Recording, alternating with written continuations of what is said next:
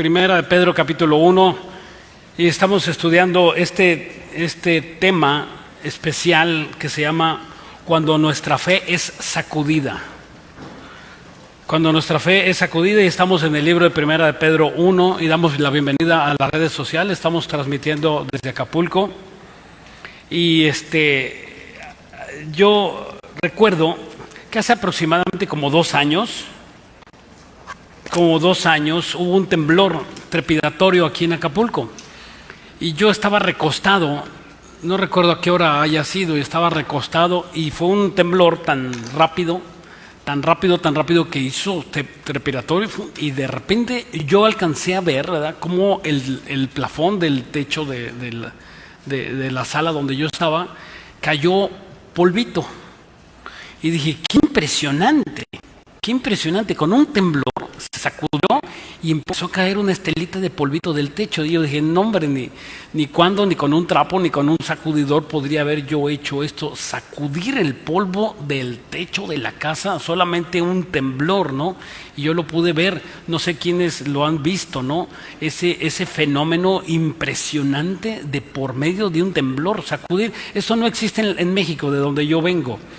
En México los temblores son oscilatorios, o sea, te sientes mareado y de repente estás así, y aquí en Acapulco los temblores son trepidatorios, casi siempre, ¿verdad? Entonces sacuden, así se oye el traqueteo de la casa, del lugar, y me impactó totalmente eso, y yo dije, bueno, esto es justamente cuando un cristiano es sacudido.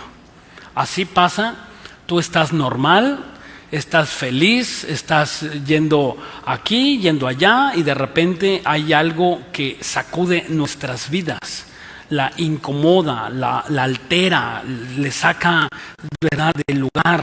Y vamos a abrir aquí nuestras Biblias en 1 Pedro 1:6. Aquí esta carta la escribió el apóstol Pedro a unos hermanos que estaban siendo perseguidos hasta la muerte. O sea, el ejército romano a cargo del emperador Nerón estaba buscando a este grupo de cristianos para matarlos, no para saludarlos, no para exhortarlos a que salieran de sus religiones, no, para matarlos. Y estos hermanos, ¿verdad?, tenían una preocupación bastante grande, como no nada más un temblor en sus vidas, sino nada más que les querían quitar la vida. Y Pedro, ¿verdad?, con unas palabras de ánimo, de inteligencia, les habla a este grupo de personas y le dice aquí en 1 Pedro 1:6, dice: en cuanto vosotros os alegráis, aunque ahora por un poco de tiempo es necesario que tengáis que ser afligidos de diversas maneras. ¿Es esto, verdad? Un cristiano por un tiempo, por un corto tiempo, tienes que ser afligido de diversas maneras. Esta palabra afligido es la palabra lupeo, de donde viene la palabra lupe, y la palabra lupeo o lupe significa provocar dolor o provocar tristeza. Esa es la palabra en el griego para afligido. O sea, dicho de otra manera, provocarle dolor, tristeza, con la idea de que reflexiones. No con la idea, ¿verdad? El emperador Nerón les quería afligir, quitándoles la vida, pero sin ningún sentido. Y Dios permite que nosotros seamos afligidos con el sentido de que nosotros reaccionemos. La iglesia tiene que reaccionar ante las circunstancias que están pasando. ¿Cómo reaccionas ante estas circunstancias que están pasando? ¿Te encierras? ¿Te da temor? ¿Te da tristeza? ¿Te pones a llorar? ¿O predicas? Pedro está diciendo aquí que Dios usa diferentes métodos para frenar nuestra vida, para que dejes de oír tanto Facebook, para escuchar o ver, para que dejes de ver el YouTube o la música, que te quedes sereno, que te quedes quieto, para que escuches la voz de Dios, para que vuelvas a hacer lo que dejaste de hacer. Y todas estas cosas que están pasando, ¿verdad?, en nuestro entorno, por ejemplo, había profetizado nuestro Señor Jesucristo en Mateo 24 que todas estas cosas iban a suceder. Y esto del coronavirus no es otra cosa más que algo que tenía que suceder y que va a seguir sucediendo, y que cada vez con más fuerza las plagas y las pandemias en el mundo tienen que venir con mucha más fuerza. Esta no es la excepción. Yo quiero dar un resumen de lo que es el coronavirus. El coronavirus, hay 39 especies.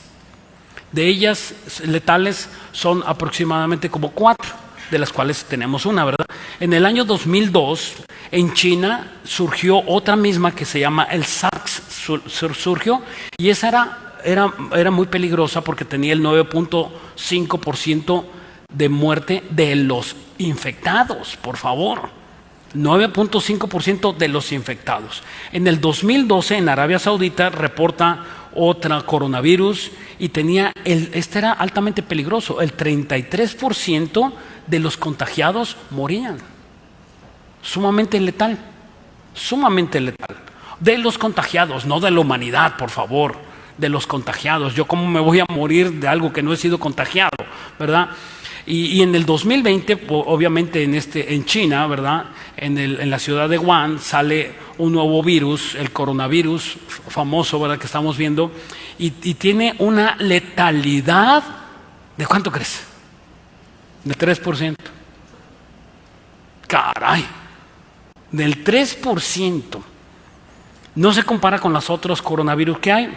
Gracias a Dios, China cerró sus fronteras y empezó a bajar la mortandad al 2%. De hecho, ahorita la mortandad en otros países está al 0.7%. 0.7% de los infectados es nada. ¿De qué te espantas? Es más fácil, dentro de la probabilidad, que veas a una persona que muere por un perro que tiene rabia, a que veas a una persona morir de coronavirus.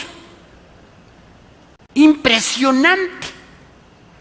¿Y cómo está el pánico por todo el mundo? Las compras en la Ciudad de México, los centros comerciales están vacíos de compras de pánico. Bueno, no existe el papel de baño, el papel higiénico en la Ciudad de México. Todo se lo llevaron. Pero si no es un virus de diarrea. ¡Qué bárbaro! O sea, ¿a dónde está llegando el pánico? Y todo por las redes sociales. Y por no tomarse de la mano de Dios. Dentro de todo esto no hay, ni siquiera en China, ni en ningún país, un caso de un niño muerto de coronavirus. En México hay 7 infectados. Y los 7 infectados, porque por ahí oí en el pasillo, dice, ¡ay, ya siento que tengo el coronavirus! No lo tienes. No lo tienes a menos que hayas viajado. A menos que hayas viajado a esos países que están infectados, y entonces, pues que sí. Pero si tú vives aquí y no has salido de viaje, no estás infectado, por favor. Solamente en México hay 7 infectados, y esos 7 infectados estuvieron de viaje y no eran locales como tú y como yo. Es una pandemia real, eso sí no tenemos que discutir. Es una pandemia real, pero más real es la falsa información. Es la falsa información. Fíjate, otro dato que quiero darte. El grado de contagio, lo que le llaman los científicos el RO, para medir el contagio de epidemia. Por ejemplo, el sarampión tiene un RO de 18. El sarampión. La varicela tiene un RO de 9. Y el coronavirus tiene un RO de 2. Y no has convivido con sarampión, y no has convivido con varicela. No. ¿Y por qué te espanta el coronavirus? Ok, no se sabía. Eso claro que sí, ahorita llegó ese coronavirus y no se sabía y empezó, ¿verdad? Y ahora se conoce, gracias a Dios, vuelva la calma. Las medidas en Estados Unidos fueron totalmente exageradas, según ciertos analistas y científicos, fueron exageradísimas. El presidente Donald Trump cerró el aeropuerto hacia Europa y cerró el aeropuerto y cerró las fronteras comerciales con Europa. Y entonces las bolsas de valores de todo el planeta Tierra el día de antier, el viernes, se desplomaron, ¿verdad? 30, 20 puntos se desplomaron por todo el mundo. El dólar, el peso se devaluó a 22 pesos por dólar, algo así, ¿verdad? Llegó a 22 pesos, 23 pesos por dólar. O sea, impresionante. Ya ahorita agarró un poquito más de estabilidad y todo esto por cerrar las fronteras. Y luego sale Donald Trump en la tarde al ver la reacción de los mercados y dice, no, me equivoqué, no voy a cerrar las fronteras, las fronteras comerciales, nada más las de personas. Y entonces, pero ya era demasiado tarde, el golpe ya estaba dado y era algo impresionante que, por favor, escúchame, esta es la verdad. Yo lo investigué en la página de la Organización Nacional Mundial de Epidemiología. Entonces, son casos pues que deben de ser estudiados en páginas oficiales donde tengas tú el buen consejo. Y lo que sí es verdad que vamos a tener medidas. Estamos en fase 1 en México. Y donde ¿cómo se contagia esto? El modo de contagio es la saliva por el estornudo o por toser. No te contagias a 2 metros, a 3 metros, a que estés dentro del aire acondicionado. No hay tal contagio. No se ha demostrado tal contagio. Sí, por saliva. Cuando estás así, ¡achoo!, y le estornudas en la cara a aquel, ¿verdad? Esto es un hábito muy malo, ¿verdad? Que le tosas, le estás tosiendo a la cara y esa saliva, esas gotas de saliva que caen en las demás personas, que caen en las mucosas, entonces puede estar el contagio de esa manera, por la saliva. Si alguien viene aquí mocoso y le hace hacia la puerta y abre la puerta, deja su virus ahí y entonces pues ahí llegas tú, abres la puerta y te haces así en el ojo, pues te puedes contagiar. En 20 minutos que dura vivo el virus en el ambiente. Y lo que tenemos que hacer, el método de que nosotros de prevención es lavarnos las manos. Y también por precaución, dentro de que estamos ahorita en este momento de la pandemia, pues no saludarnos de mano, ni abrazarnos, respetar, ¿verdad? Y no porque yo no te quiera saludar, sino porque yo no quiero contagiarte. Yo saludo a otra persona que está contagiada, me contagia a mí, o traigo el virus del otro y te saludo y te contagio. Y así es como se prolifera el contagio. Entonces vamos a tomar ciertas medidas, no vamos a espantarnos. Y además nuestro Señor Jesucristo está al control totalmente de todo. ¿Por qué nos espantamos si sabemos en quién confiamos? Ok, regresamos a nuestro estudio, versículo 7. Estamos en 1 Pedro 1:7. Para que sometida a prueba vuestra fe, mucho más preciosa que el oro, para que sometida, o sea, tiene que ser metida en la fe, en las pruebas, así como el oro, el cual, aunque perecedero se prueba con fuego, sea hallada en alabanza y gloria y honra cuando se manifieste nuestro Señor Jesucristo. O sea, notemos que tenemos que ser probados en la fe. Todos los cristianos que tenemos que ser probados en la fe. O sea, esta carta está escrita a cristianos. Quiere decir que hay cristianos que tienen una fe inválida y otros tienen una fe válida, una fe verdadera y otra fe falsa. Tú puedes tener una fe falsa aún siendo cristiano. Déjame explicarlo. ¿Qué es la fe? Según Hebreos 11:1 es pues la certeza de lo que se espera, la convicción de lo que no se ve. Todo esto apunta a nuestro Señor Jesucristo. O sea, la fe está basada en nuestro Señor Jesucristo. O sea, ¿qué es? Confiar plenamente en Jesús. Si cuando viene la situación difícil, viene esta amenaza de esta pandemia, y tú no confías en Jesús, tú estás siendo probado ahí, y tú tienes una fe falsa si no recurres a Jesús. Si recurres a hacer las compras de pánico, tú tienes una fe falsa, aunque seas cristiano. La fe, cuando es probada, te lleva inmediatamente a los pies de nuestro Señor Jesucristo. Esa es la prueba de vuestra fe. Por ejemplo, ¿verdad? Me gusta ver a mí los programas de los aeropuertos de donde buscan droga, ¿verdad? Y ellos tienen un dispositivo donde hay cocaína y agarran una muestra de cocaína y le ponen un catalizador, ¿verdad? Le ponen un catalizador y se pinta verde, y ese que se pinta verde es una prueba de que es cocaína. Entonces ellos dicen positivo para cocaína. Y entonces a mí me gusta eso y la cara que se les desfigura a los narcotraficantes, ¿no? Y me pone emocionante ver las caras de esas personas, ¿no? Y yo quisiera estar ahí para predicarles. Pero bueno, entonces así es probada nuestra fe. Es como con un dispositivo. Dios viene y te toca y te dice: a ver, hijo, ven para acá, te voy a probar. Y te dice, y te mete, ¿verdad? Y te dicen, alguien te puede decir: oye, ¿sabes qué? Para mí que estás enfermo del coronavirus. En ese momento es probada tu fe. ¿Qué haces en ese momento? ¿Qué haces? ¿A dónde recurres? ¿Qué haces cuando tienes una mala noticia? Que te dicen de un secuestro, o que te robaron, o que se perdió tu carro. Yo el otro día estábamos en el salón en el Calinda, y llega ahí una hermana: ¡ay, se robaron mi carro, se robaron mi carro, se robaron mi carro! Y entonces entra gritando la hermana: se robaron mi carro, lo dejé estacionado ahí. Hermana, y le dije yo: a ver, pastor, se robaron mi carro. Y bien alteradísima, ¿no? Y digo: caray, no escuchó la prédica de hace rato, sale, ¿verdad? Debíamos haber salido fortalecidos en fe.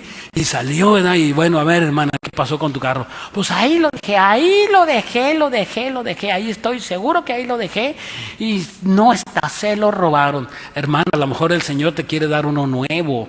No, ¿cómo crees? Tanto que me costó pagar lo que me había pagado. Y entonces, digo: ¿dónde están las llaves, hermana? Aquí están las llaves. Y le dice, la hija le dice: mamá, lo estacionaste del otro lado. ¿Qué pasó? La vergüenza. ¿No es cierto? La vergüenza. ¿Y qué es eso? Cuando una persona está oyendo, está ahí sentado, y las palabras le están pasando por aquí y saliendo por acá. No, como dicen aquí en Guerrero, no capea nada. No agarra nada. Se le va. En la escuela en México le decíamos el teflón. No se le pega nada. Nada se le pega de la palabra que está hablando. ¿Por qué? Porque está distraído. Caray, tienes una hora para oír la palabra de Dios y estás pensando en los frijoles y qué vas a hacer y que es el otro y que el otro, y estás criticando el hermano que ya se durmió y te estás distrayendo, cuando la palabra de Dios tú puedes tener la voluntad para poner todos tus sentidos en lo que se está predicando. Aquí se predica vida. Se predica vida y esperanza. Esas son las predicaciones de todos los domingos y de todos los días: vida y esperanza. Entonces tú no le haces caso a la vida y no se le das caso a la esperanza, y sales con pensamientos de muerte y con pensamientos de sin tener esperanza. No, pues ¿qué vamos a hacer? Pues no sé, el pastor habló mucho, pero pues yo como que no le entendí, y sales muerto y sin esperanza. Y eso es la peor posición de un cristiano, que siendo cristiano no cambie tu vida. ¿Por qué no cambia tu vida? Sencillamente no cambia la vida de las personas porque tienen un pecado. El pecado es lo único que rechaza la palabra de Dios. El pecado tiene poder. Escúcheme, el pecado tiene poder. Tiene un poder sobrenatural para rechazar la palabra de Dios. Y para debilitarte, para darte sueño, para entristecer. Tiene un poder sobrenatural para que tú no para que no puedas hacer las cosas que tú puedes hacer. Por eso dijo que el poder del pecado, dijo el apóstol Pablo en 1 Corintios, es la ley. Es la ley. Y si tú vives en la ley, el poder tiene mucho pecado. ¿Y qué es vivir en la ley? Vivir pensando como piensas. Cuando tú sales de la ley y dices, quiero vivir en la gracia, Señor, ten misericordia de mí, ten tu favor, Señor, me arrepiento de este pecado que estoy haciendo, me arrepiento, Dios, de haber dudado de ti. Entonces ese poder sobrenatural, con mucha fuerza, con mucho poder, se aparta de ti y se debilita. Cuando tú vuelves a la gracia, hermano, no se me quitan las ganas de tomar, no se me quitan las ganas de fumar, no se me quitan las ganas de ver mujeres, no se me quitan las ganas de ver pornografía, no se me quitan, pero hasta tengo ansias. Ok, arrepiéntete. No, pues si me arrepiento, ¿y qué me va a quitar el poder? El que tú te arrepientas. Cuando tú te arrepientas, entonces se va a mitigar dentro de ti ese poder sobrenatural que se llama pecado. El fuego, aquí dice, será pasada tu fe por el fuego. Ese fuego representa los problemas, las amenazas, las adversidades, los temblores, cuando te sacuden. ¿En quién confías? ¿En quién confías? A ver, el último problema que tú tuviste, a lo mejor hoy o en la semana que estuviste viendo tantas noticias falsas del coronavirus, ¿en quién estabas confiando? ¿Cuál fue tu pensamiento? ¿En qué estabas pensando? ¿Qué fue? Bueno, yo ya voy a ir a comprar una despensa y yo voy a ir a comprar botellas de agua y voy a ir a comprar muchas vitaminas C y voy a comprar... ¿Qué estabas pensando? Todos esos pensamientos son antes de Cristo. Si eso te espantó y estabas pensando eso, tu fe está siendo probada y no te engañes. Tu fe estaba siendo probada y no te engañes de que tu pensamiento no buscó a Jesús. No te engañes. Si tú hubieras dicho, caray, con todo esto es momento de orar, y te metes en oración con el Señor y le dices, Señor, ¿qué está pasando? ¿Qué tengo que hacer?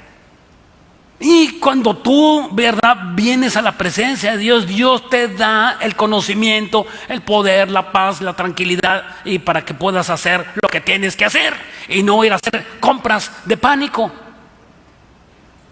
o estar turbado, angustiado o con sueño. Job 1. Job 1. ¿Tienes paz? En medio de la prueba. Por ejemplo, en los cristianos en China, que es muy difícil predicar en China, yo estaba investigando, y ahí en la ciudad de Wuhan, ¿sabes qué? Se armaron unos hermanos cristianos, se armaron ahí en medio de tanta confusión que había, cerraron la ciudad con varios millones de habitantes, y los cristianos ahí se armaron de valor. Yo no sé, los valientes, no los cobardes, se armaron de valor, los valientes, no los cobardes, y empezaron a repartir tratados en las calles. Y eran bien recibidos. ¿Por qué? Porque en medio de la confusión hay ansiedad y hay necesidad. Si tú te hubieras atrevido a invitar a una persona que estaba totalmente confundida y traerla a la iglesia, no tienes idea cómo están receptivos.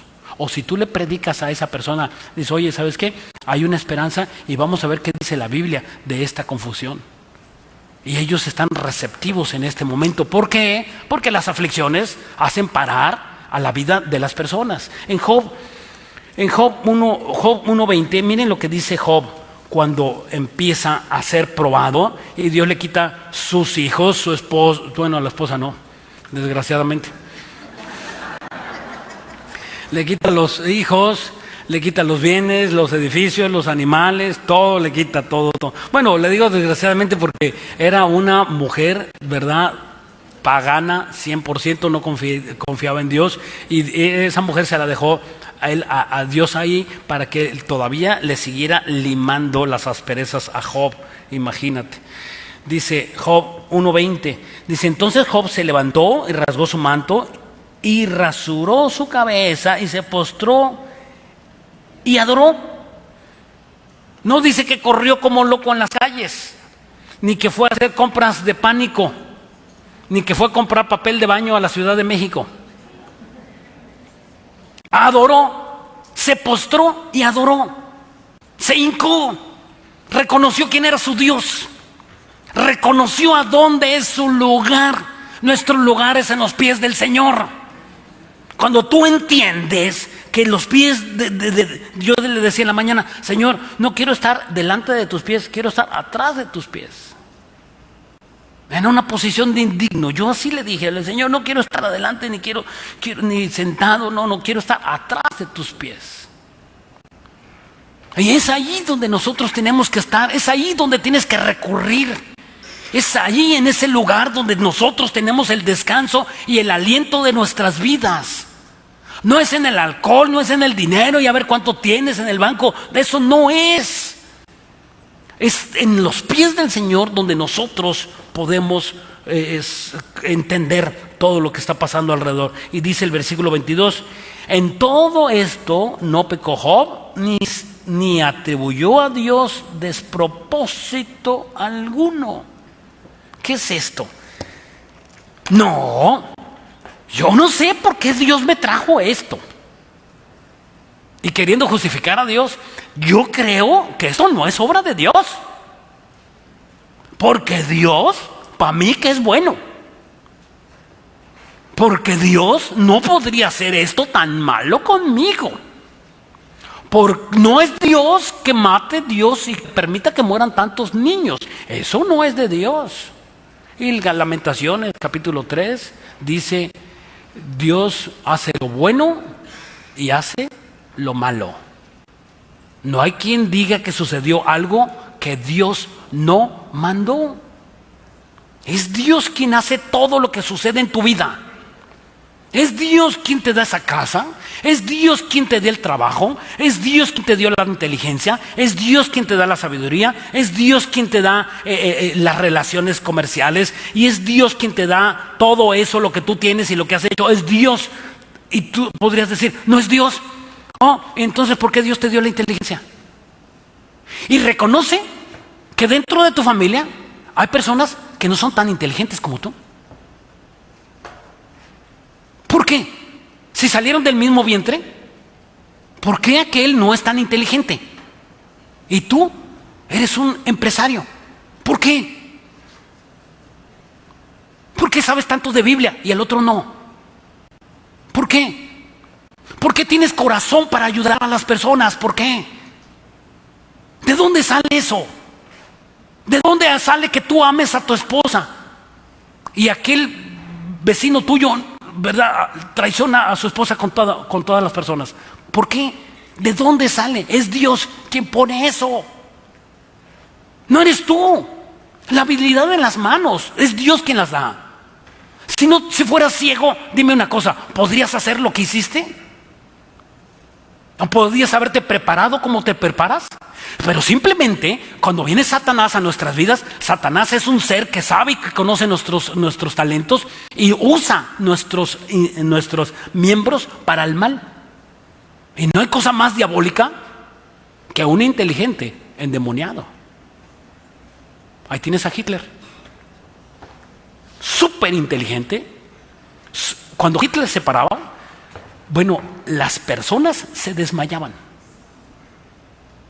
Las mujeres se desmayaban. Simplemente él no decía nada y las mujeres caían desmayadas. Por no hablar Hitler. Y cuando él hablaba, todos así, Heil Hitler y Heil Hitler, lo que tú digas, Dios.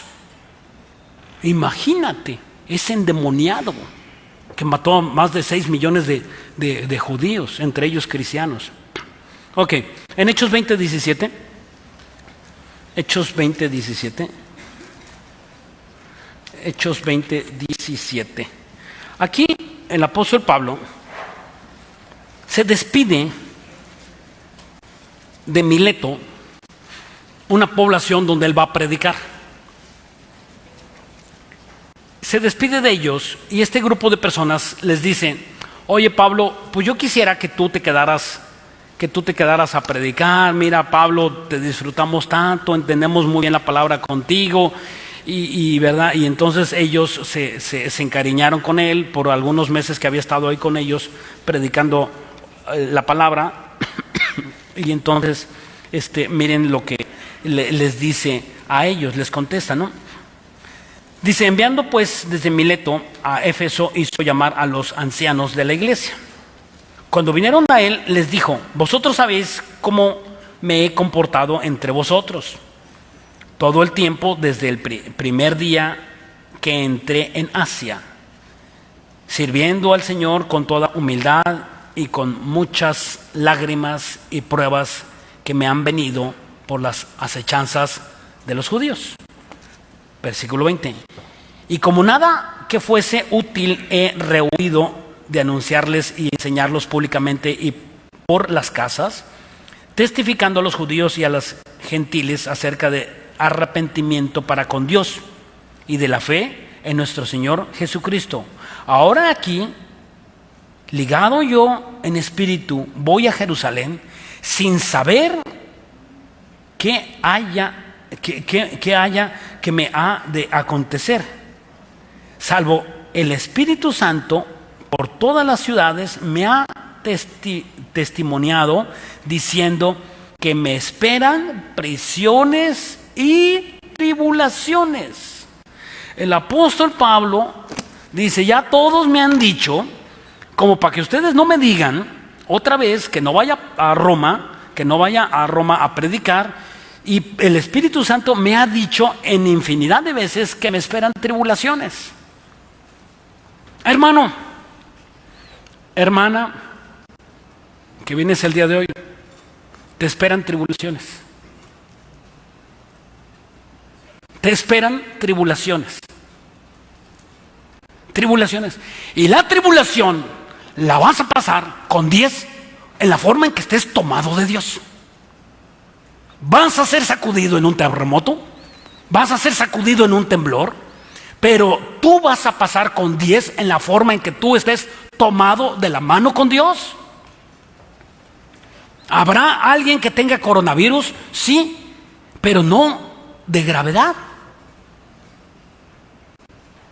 El mayor número de personas que se infectan de coronavirus no tienen problemas graves.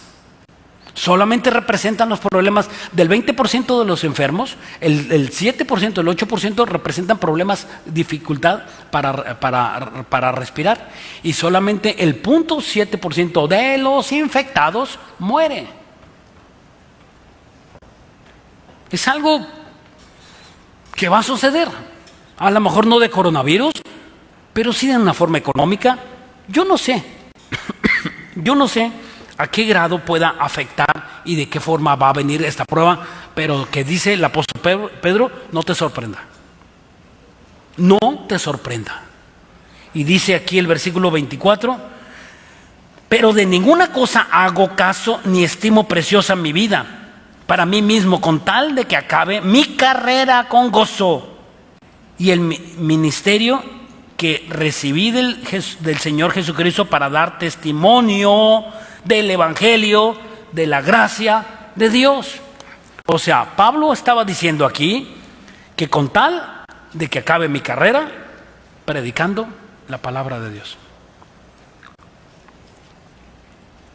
con tal de que acabe mi ministerio predicando la palabra de Dios. Esto era lo que el apóstol Pablo tenía que hacer. Yo me acuerdo que cuando llegamos aquí a Acapulco hace aproximadamente 10 años y 10 años y medio con mi esposa, y empezamos la iglesia en un saloncito al aire libre ahí en Costa Azul, y en vez de techo había una lona de estas así como de circo, y ya habíamos 20 personas.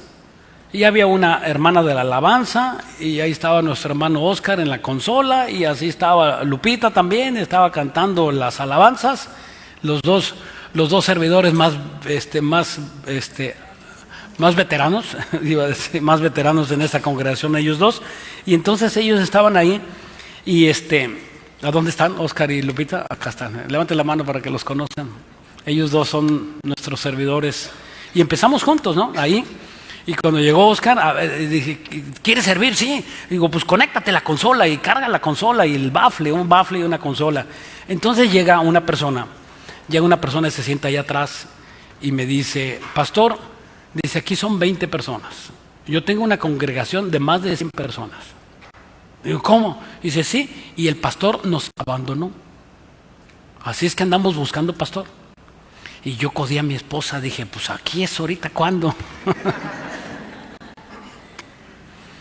Entonces, que vamos a ver, esto estaba en un lugar por acá, por el centro de Acapulco, esto por el centro de este lado, y entonces vamos a verlo, y pues sí, era un lugar grande, era un salón, ¿verdad?, donde cabían aproximadamente unas 200 personas, y había bafles, y sonido, y todo, llegamos inmediatamente, estaban todos los más importantes de la iglesia, nos sentamos, y siéntense, nos ofrecieron un vaso de agua, y todos sentados ahí, y me dicen, pastor, esta es la iglesia. Este es el hermano del coro, este es el hermano de la alabanza, y estábamos ahí sentados, y además, esta es la chequera. Me sacó la chequera así nuevecita del Vancomer. Dice, aquí está todos los cheques que usted necesite para vivir, y nosotros estábamos, pero sumamente apretados en el área económica. Y cuando yo vi eso, ¿verdad? Y dije, no, ¿sabes qué? Déjame orar. Pero me sorprendió todo esto, ¿no? Quien dijera, no, pues aquí es la iglesia, aquí es. Y entonces yo le dije al Señor, digo, Señor, dice, no, ni se te ocurra.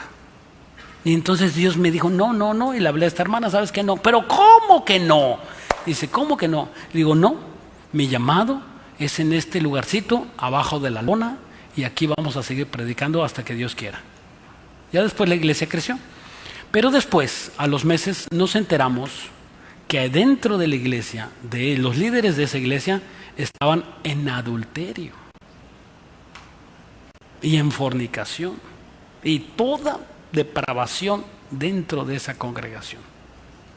Dije yo, amén, Señor, Dios me libraste. ¿Por qué me libró Dios? Porque busqué a los pies del Señor.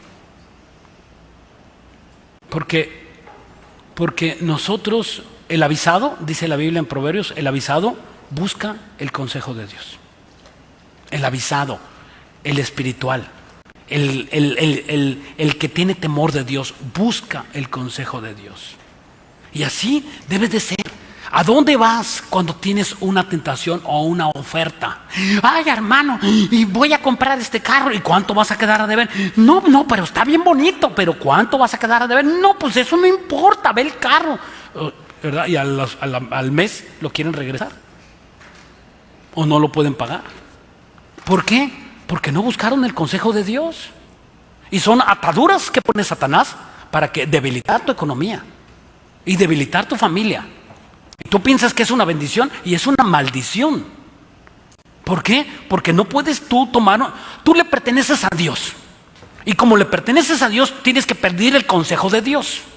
Un director de una empresa no puede tomar ciertas responsabilidades si no va y le pregunta al director general o al dueño.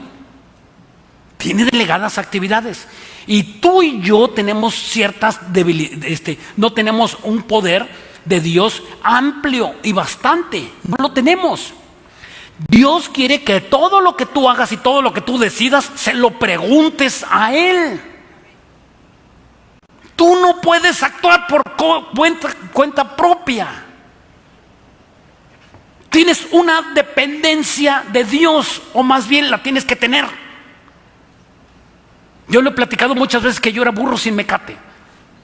Y andaba por todo el mundo. Ahora yo entiendo que Dios fue el que me trajo y yo tengo una dependencia de Dios y confío en Dios, y todo lo que hago procuro preguntárselo a Dios.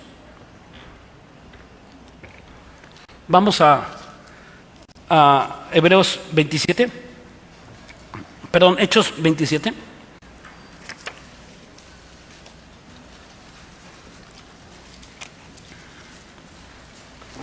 Todos los hombres y mujeres de Dios tienen que ser probados. Todos los hombres y mujeres de Dios, los hombres y mujeres de Dios, no los inconversos, no los agnósticos, no los de otras religiones. Todos los que tienen como su Señor a Dios en su corazón tienen que ser probados, todos, absolutamente todos. Hechos 27:13. Pablo aquí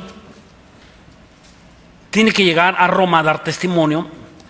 Pasan unos meses cuando sale de Mileto y llega aquí. Además había ido en un barco. Este barco lo habían transbordado. Este barco estaba aquí en un problema de naufragio y estaba en un problema totalmente impresionante de que verdad por un huracán y estaban todos temerosos, y ve la reacción de Pablo cuando él sabía que todo lo que sucede es de parte de Dios. Dice en Hechos 27:13: y soplando una brisa del sur, pareciéndoles que ya tenían lo que deseaban, levaron anclas e iban costeando Creta. O sea, la idea de ir costeando esa isla era para evadir los vientos huracanados que tenían de este lado. Entonces iban pegados a la isla con el peligro de pegar en un arrecife, pero era menos peligroso que ir en alta mar, expuesto al aire. Y dice el versículo 13: pero no mucho después dio contra la nave un viento huracanado llamado Euroclidón. Aquí está este huracán. Y siendo arrebatado la nave y no pudiendo poner proa al viento, nos abandonamos a él y nos dejamos llevar. O sea, perdieron total dirección del barco.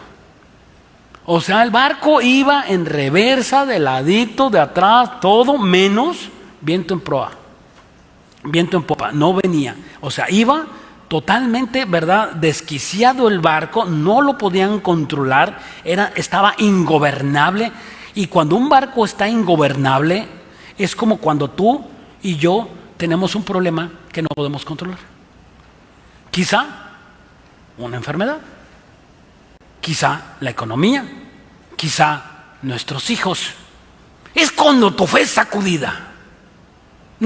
Una fe no es sacudida cuando tú dices: lo voy a arreglar mañana. Sí, yo sé, yo entiendo. No.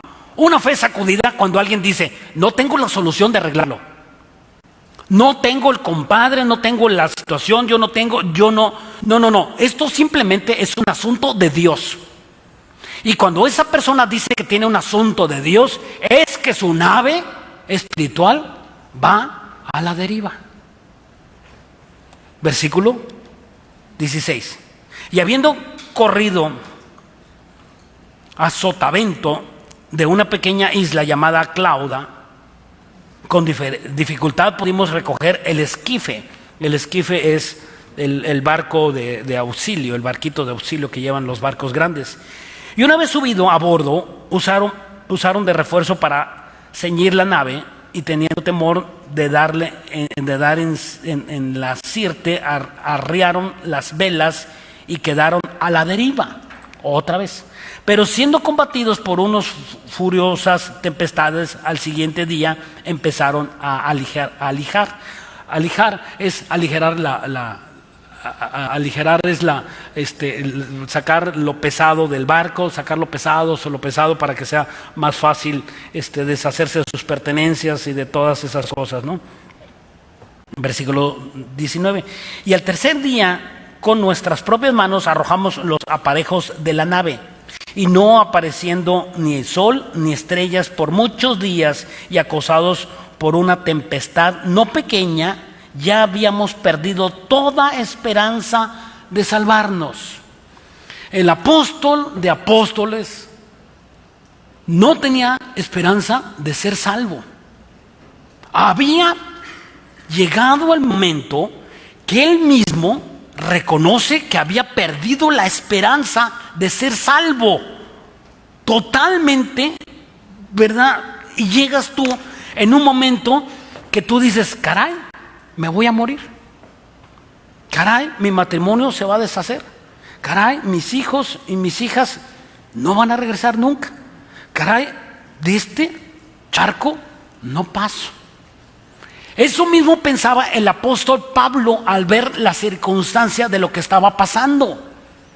Y dice aquí en el versículo 21, entonces Pablo, como hacía ya mucho que no comíamos, puesto que en pie en medio de ellos, dijo, habría sido por cierto conveniente, oh varones, haberme oído y no zarpar de Creta tan solo para recibir este perjuicio y pérdida. Pero ahora os exhorto a tener buen ánimo, pues no habrá ninguna pérdida de vida entre vosotros, sino solamente de la nave. Porque esta noche ha estado conmigo el ángel de Dios, de quien yo soy y a quien sirvo, diciendo, Pablo, no temas, es necesario que comparezcas ante el César, y he aquí que Dios te ha concedido todo lo que los que navegan contigo. Versículo 25. Por tanto, oh varones, tener buen ánimo, porque yo confío en Dios que será así como se me ha dicho. Dios te ha dicho una palabra. Dios te ha dicho una palabra y te dice, hijo, te voy a sanar. Hija, vas a salir del problema. Y Dios te ha dado la certeza de esa palabra que Dios te ha hablado. Créela. Créelo. Miren, cuando Dios trae un problema, junto con el problema trae la solución. Pero nosotros no vemos, junto con la tentación, que dice la Biblia, en 1 Corintios capítulo 10, viene la salida. O sea, una vez que viene la tentación a tu vida, junto ahí, no lo puedes ver porque estás afanado, viene la salida. Hay una salida. No la puedes ver, no la podemos ver, hasta que no nos humillamos en la presencia de Dios y Dios nos muestra esa salida. Dice aquí en 2 Corintios 4:16, es necesario pues confiar en lo que Dios te dice. Si no confiamos en lo que Dios dice, si no confías en lo que Dios dice, ¿en quién vas a confiar? ¿En la doctora Corazón? ¿En lo que diga los análisis clínicos? ¿En lo que diga las finanzas? ¿En lo que diga el noticiero? El otro día estaba oyendo un noticiero y me dice, ¿verdad? ¿Verdad? Que da noticias de prestigio y dice, ya que López Obrador diga todo lo que está pasando, que meta miedo al país para que todo se haga algo. Y yo dije, qué bárbaro, qué hombre, aunque sea muy sabio en todo lo que hace, pero está lleno de pánico.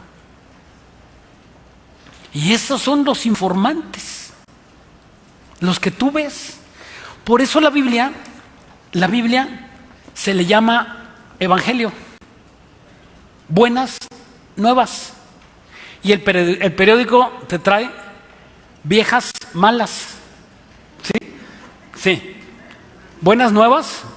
¿Por qué? Porque todo lo que está aquí es para el futuro. Todo lo que está aquí son buenas noticias para el futuro. Y el periódico te trae lo mismo. O sea, no son nuevas noticias, son las mismas y malas. ¿Qué quieres oír? ¿A quién quieres hacerle caso? Dice 2 Corintios 4:16. Por tanto, no desmayamos antes, aunque nuestro hombre exterior se va desgastando, el interior, no obstante, se renueva de día en día. Dime una cosa, ¿cómo sabes que vas bien? Porque tú te ves al espejo y te dices, caray, esta arruga Aquí no la tenía. Ay, me salió una canita. Y aquí, ¿verdad? Me salió unas canas. Y si tú te das cuenta, el exterior se acaba. Pero yo te hago un reto. Si tú te ves en el espejo y ves que estás cada vez con una arruga, con una cana diferente, o más canas, o envejeciendo, o digas, oye, yo caray, levantaba el garrafón de agua y lo ponía yo solito, y esto lo hacía, ok, tú te estás dando cuenta que tu cuerpo físico está decayendo. Pero el espiritual, ¿cómo está? ¿Cómo está tu vida espiritual delante de Dios? Para que tú puedas creer que tu cuerpo físico se está deshaciendo, pero el espiritual, dentro de nosotros hay un espíritu que se debe de estar reviviendo cada día más y más.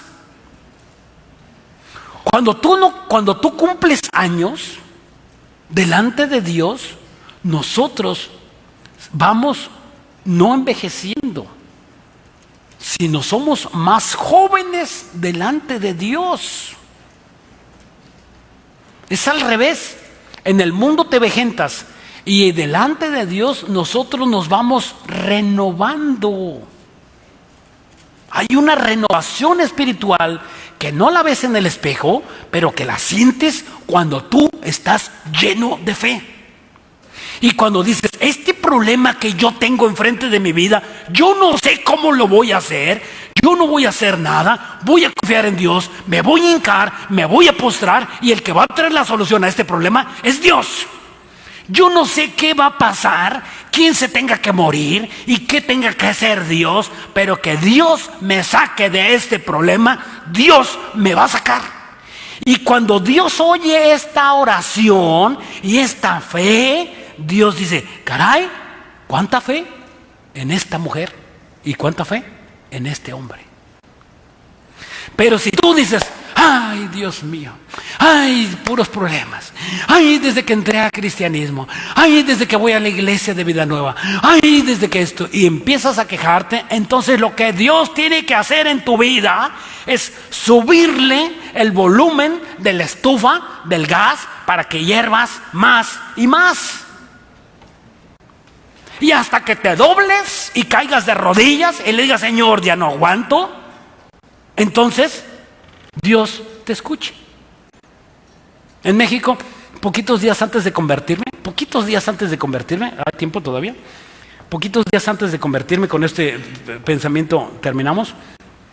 Yo estaba en México y en mi empresa, en mi negocio, sabía que yo estaba así, Dios me estaba hablando, y yo le decía, espérame tantito.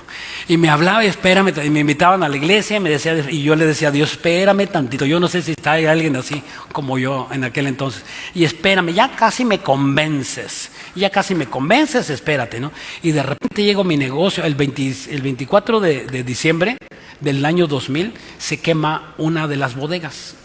Se quema enfrente de una bodegota así que teníamos, y se queman adentro de él camiones y muebles, y se queman los vecinos. No, hombre, una cosa que abajo estaba un meeting de vecinos que me querían linchar. No, todo abajo. Y yo tenía unas oficinas en el tercer piso y lo estaba viendo. Y todos mis gerentes, mis directores, todos gente comercial de la empresa. Y entonces yo estaba viendo ahí al frente y todos así, ¿verdad? Y yo me acerqué y los vidrios rotos separaba una calle, y todos los vidrios rotos de las oficinas quebrados por la ola expansiva del calor. Los cables, todo era un desastre, ¿no? No toda la manzana, pero sí varios vecinos afectados, por lo menos todos los que estaban alrededor de la bodega estaban afectados. Y entonces le digo a Dios, ¿cuánto dinero aquí perdí? Y empiezo a calcular esto, 1 millón, 2 millones, 3 millones, 4 millones del camión, tanto, empiezo a cambiar. Y digo, ok, esto es así, asado, un préstamo en el banco, así. Y le dije, Dios, te aguanto otra. Dios, te aguanto otra. Por los que no me oyeron.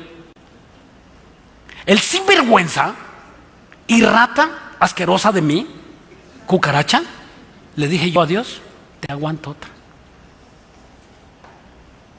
Dios quería que yo me hincara y cayera humillado en su presencia de Dios. Pero como la arrogancia de ese que le estaba hablando, que se está hablando, estaba totalmente dura, yo no quería hincarme como tú. Yo no quería reconocer a Dios como tú. Yo decía, aguanto otra, y Dios no me va a ver hincado jamás. Eso pensé. Y te la paso al costo. Desde ese momento, como pasaron unos 6 meses, yo no pude dormir ni una noche. Empecé a ser amenazado, secuestros, robos, de violencia, asesinatos. Todo empezó alrededor de mí. De una forma impresionante. Dijo Dios, a este cabezón le falta mucho más calor. Y Dios lo hizo conmigo. Me encontré con un Dios que no te quiero recomendar. Me encontré con la ira de Dios. Yo soy un hombre que ha sido probado entre las patas del caballo. Y yo no quiero que tú sufras eso.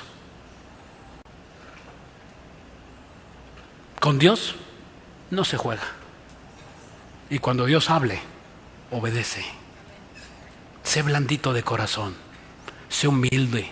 Sé manso y humilde y temeroso. Dios es Dios y Dios no comparte su gloria con nadie. Oremos, hermanos. Bendito Dios, te damos gracias. Porque es más fácil sacarte a ti algo por la buena, Dios, un favor, que retarte. Es más fácil, Dios, que nos hinquemos y que lloremos y que mojemos nuestras mejillas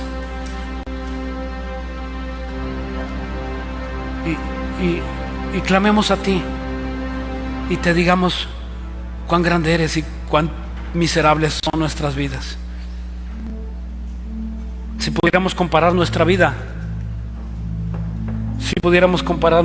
con la de Jesús, ¿en qué nos parecemos? El santo de los santos por el pecador de los pecadores, que somos tú y yo. Él no vino a salvar lo bueno, Él vino a salvar lo malo. Te suplicamos, Dios, que los que estamos aquí hemos sido lavados y regenerados, algunos, y otros seguimos en pecado. Pero ninguno de estos dos grupos se exenta de pecar. Solo hemos sido perdonados. Te seguimos necesitando. Te necesitamos, Jesús. Este amor y esta pasión y esta dependencia contigo, Señor, se hace manifiesta cada día, cada mañana, cada noche. Tenemos que ir a tu presencia, Dios, a buscar tu rostro, tu dirección, el oxígeno.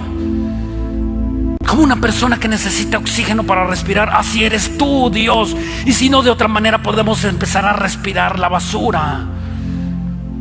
Empezamos a respirar basura y pensamos como Satanás, como tu enemigo, Dios, y nos convertimos a tu enemigo y empezamos a pensar cosas como tu enemigo y empiezan a pasar en nuestra mente tantas adversidades, tanto pecado, tanta sed de pecado y de angustia y de dolor y de tristeza y de abandono y de miseria y de todo perversión, Señor, porque nos hemos apartado de ti. Ten misericordia, Dios. Perdonaste a tu iglesia, pero no perdonaste a Jesús. Perdonaste a cada uno de nosotros. Y como dijo Moisés, que no nos dejes postrados en el desierto. Que no nos dejes, Dios, ten misericordia de nosotros, porque nuestra fe ha fallado, Dios. Mira tu iglesia, Dios, en total desánimo. Ten misericordia, Dios bendito, por aquellos que no vinieron, por los que tuvieron problemas, por los que se desanimaron o por los que se espantaron del coronavirus. Ten misericordia de nosotros, Dios, no podemos solos. Te necesitamos, Jesús. Dios precioso. Jesús tiene misericordia para ti esta noche. Si tú le dices: perdóname, perdóname, he pecado una y otra vez. He pecado, Dios, delante de ti, delante de tus ojos. Y como dice la palabra, que es necesario que tú le conozcas a Dios. Que tú que me estás oyendo, que le conozcas a Dios. Si no has hecho este acto de invitar a Jesús como tu Señor y Salvador, no importa que te digas cristiano. No es que te digas cristiano, sino que tienes que empezar naciendo de nuevo, reconociéndole a Jesús como tu Salvador y como tu Señor. Esto no es cambiar de religión, esto no es cambiar de algún hábito, sino más bien tener una nueva relación con Dios a través de su Hijo Jesucristo. Si tú quieres recibirle, dile así: perdóname, soy pecador, estaba en contra tuya, yo era aquel soberbio, me identifico de alguna forma con la narración de esta conferencia. He fallado y te necesito, Dios. Quiero recibirte, Jesús, como mi Señor y como mi Salvador, y quiero que perdones cada uno de mis pecados. En el nombre de Cristo Jesús. Amén y amén. Amén.